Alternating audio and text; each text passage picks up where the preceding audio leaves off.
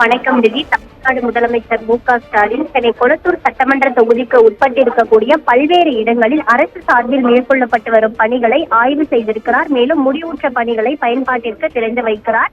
முதலாவதாக GKM colony Jambulingam பிரதான சாலையில் பார்க்கிங் வசதியுடன் 800 நபர்கள் பங்கேற்கும் வகையில் 13.47 கோடி ரூபாய் மதிப்பீட்டில் புதிதாக கட்டப்பட்டு வரக்கூடிய சமுதாய நலக்கூடத்தினை கட்டுமான பணியினை தமிழ்நாடு முதலமைச்சர் மு.க.ஸ்டாலின் பார்வையிட்டிருக்கிறார்.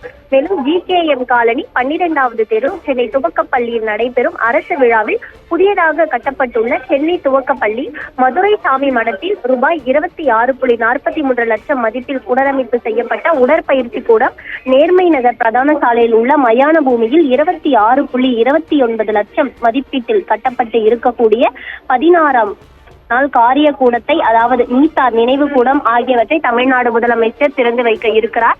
இதனைத் தொடர்ந்து கொளத்தூர் சட்டமன்ற உறுப்பினர் அலுவலகத்தில் தமிழ்நாடு முதலமைச்சர் மு.க.ஸ்டாலின் தனது சொந்த தொகுதியில் நிர்வாகிகளை சந்திக்கிறார். இதனைத் தொடர்ந்து பேப்பர் மில் சாலையில் வருவாய்த்துறைக்கு சொந்தமான இடத்தில் புதியதாக அமைய இருக்கக்கூடிய வட்டாட்சியர் அலுவலகம் மற்றும் சார்பதிவாளர் அலுவலகம் கட்டப்பட்டுள்ள இடத்தினை தமிழ்நாடு முதலமைச்சர் பார்வையிட இருக்கிறார். குறிப்பாக அமெரிக்க சுற்றுப்பயணம் மேற்கொண்டிருந்த முதலமைச்சர் மு.க.ஸ்டாலின் சுற்றுப்பயணம் நிறைவடைந்த நிலையில் தற்பொழுது தன்னுடைய தொகுதிக்கு சென்று பல்வேறு முடிவுற்ற திட்ட பணிகளை திறந்து வைத்திருக்கிறார். அதே போல நடைபெற்று வரக்கூடிய பணிகளை ஆய்வு மேற்கொண்டிருக்கிறார். மேலும் இன்று கொளத்தூர் சட்டமன்ற உறுப்பினர் அலுவலகத்தில் நிர்வாகிகளையும் சந்திக்கிறார்.